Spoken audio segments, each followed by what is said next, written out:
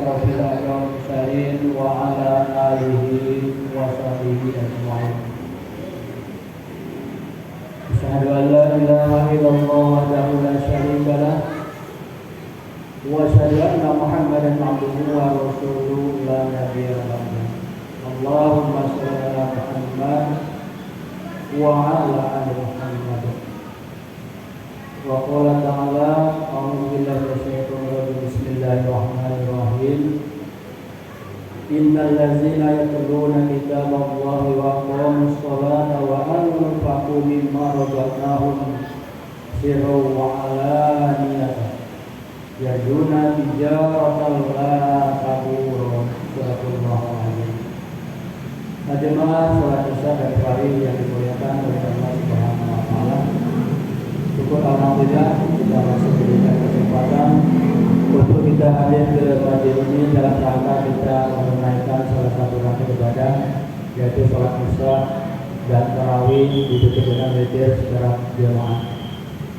Alhamdulillah juga kita sudah memasuki hari yang ke-18 atau ke-19, besok ke-20.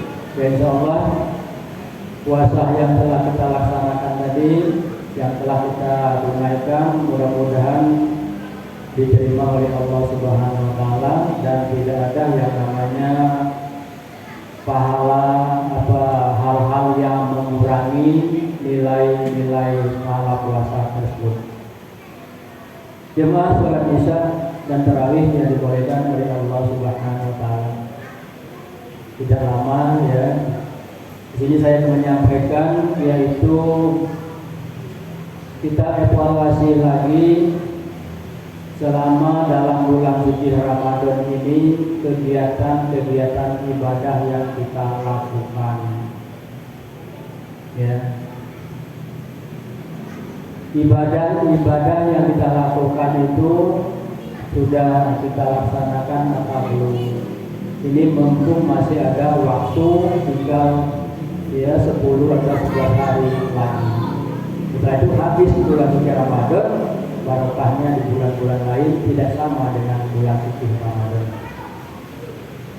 Maka Allah Subhanahu wa taala berfirman dalam surah Al-Fatih tadi, innal ladzina yatluna kitaballahi wa aqamus sholata wa anfaqu wa anfaqu mimma razaqnahum sirran wa alaniyatan yarjuna tijaratan lan tabur.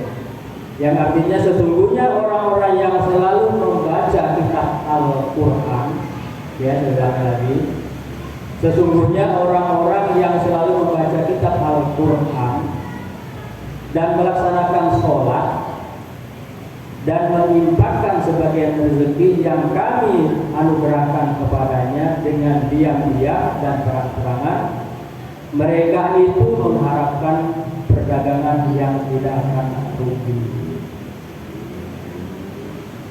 Di mana Allah Subhanahu wa taala menyuruh dan menyuruh kepada kita semuanya supaya kita ini menggunakan waktu ini kita membaca Al-Quran. Membaca Al-Quran. Mengapa demikian? Karena nantinya Al-Quran ini yang kita baca, insya Allah nanti dia akan mendampingi kita, menjemput kita, atau memberikan pertolongan kepada kita. Ini sering disampaikan. Mungkin sering disampaikan bahwasanya kita selama hidup di dunia kita baca Al-Quran, yang nantinya insya Allah akan memberikan pertolongan di yaumil akhir nanti. Bagi mereka siapakah yang bisa melaksanakan ini? Tidak lain adalah bagi orang-orang yang mendapatkan hidayah daripada Allah. Sering mungkin dia mendengarkan surah, sering dia mendengar cerita, tapi kadang-kadang dia tidak dapat melaksanakan. Cerita hanya tinggal cerita, kabar tinggal kabar. Hidayah itu datangnya dari Allah. Ya. Hidayah itu terletak daripada hati kita. Kalau kita mendengar kepada masukan hati timbul hidayah, maka kita laksanakan. Jemaah salat Isya yang dimuliakan oleh Allah Subhanahu wa taala.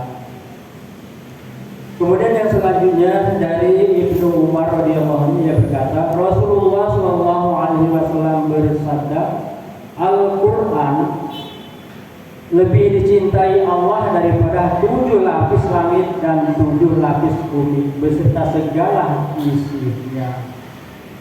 Ini ya Al-Quran. Makanya kita yang seperti ini kita usahakan benar-benar 7 lapis bumi, 7 lapis bumi dan segala isinya ini yang diberikan oleh Allah Subhanahu wa Ta'ala. Kemudian yang selanjutnya dari Aisyah radhiyallahu anha berkata, Rasulullah sallallahu alaihi wasallam bersabda, orang yang mahir membaca Al-Qur'an, ya, orang yang lancar membaca Al-Qur'an, maka nanti akan berkumpul bersama-sama para malaikat. Jadi, ya usahakanlah kita. Kalau kita sudah diberi kabar dari Rasulullah, orang yang pasti, orang yang lancar baca Al-Quran nantinya akan bersama-sama berkumpul dengan para malaikat. Ya. Tinggal bagaimana kita tuh? Mau nggak kita itu berkumpul dengan para malaikat? Sudah diberikan jalan. Ya, sudah diberikan jalan kita untuk kita berkumpul kepada para malaikat. Malaikat adalah makhluk yang paling mulia. Malaikat itu adalah makhluk yang taat menjalankan perintah-perintah Allah Subhanahu wa Ta'ala. Kemudian selanjutnya yang terakhir, ya, di dalam kita membaca Al-Quran ini awal biasanya kita belum bentuk lancar. Coba kalau kita ini sudah berulang-ulang membaca Al-Quran, itu terasa ringan kita membaca Al-Quran. Ringan kita membaca Al-Quran. Soalnya apa? Jalan sudah dari awal itu sudah lancar. Tetapi di akhir-akhir, nah ini, di akhir-akhir nanti sudah juz 25 atau 28 ke atas, itu banyak yang sulit dibaca. Mengapa banyak yang dibaca? Karena itu udah potongan pendek-pendek semua, ayatnya pendek-pendek semua. Kalau sudah berakhir itu banyak lingkah-lingkuhnya. Nah kalau kita sudah lancar dari awal, kemudian kita akan berakhir, itu biasanya itu akan mudah. Maka kita usahakan supaya kita membaca Al-Quran. Kalau ingin menambahkan, mengatakan 1 juz Al-Quran itu nggak lama kalau kita udah lancar. Paling itu 45 menit 1 juz itu. Ya. Coba 45 menit itu kita baca Al-Quran udah khatam 1 juz. Ya. Tapi kalau kita melihat HP 45 menit itu nggak terasa waktunya habis. Ya, tahan dari habis sholat zuhur sampai menjelang asar menghafid, ya kan, berapa jam itu. Coba kalau kita baca Al-Quran. Tetapi tantangan kita baca Al-Quran itu apa? Biasanya banyak ngantuknya. Yang kedua apa? Huruf Al-Quran kalau kita lama-lama menengoknya dia akan menyatu kalau kita tidak fokus. Menyatu tidak berkumpul itu malah lupa. Ya, ya, coba diuji benar itu. Ya diuji, kita baca udah setengah jam, 1 jam kita baca, nanti kalau lama-lama nanti tidak berkumpul. Nah ini yang ujiannya. Ya ujian baca Al-Quran itu seperti itu. Al-Quran itu baca nggak sulit kok. Hurufnya, kalimatnya itu berulang-ulang, nggak kan. Jadi penekanan. Maka daripada itu marilah kita ya sama-sama mumpung dalam bulan suci Ramadan ini kita memperbanyak bacaan Al-Quran. Dan insya Allah pada minggu-minggu yang terakhir nanti coba kita evaluasi bagaimana sholat kita itu nanti minggu depan ini.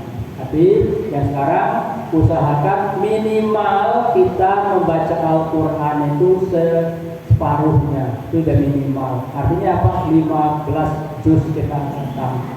Ya 50 jadi alhamdulillah daripada kita tidak sama sekali baca Al-Quran. Banyak orang yang tidak bisa baca Al-Quran. Kenapa? Karena tidak ada waktunya membaca Al-Quran. Tidak demikian. Maka orang-orang yang terpanggil lah yang bisa membaca Al-Quran. Nah demikianlah Ya, tausiah singkat kita kami mengharapkan kembali masih ada waktu lebih kurang 10 hari lagi.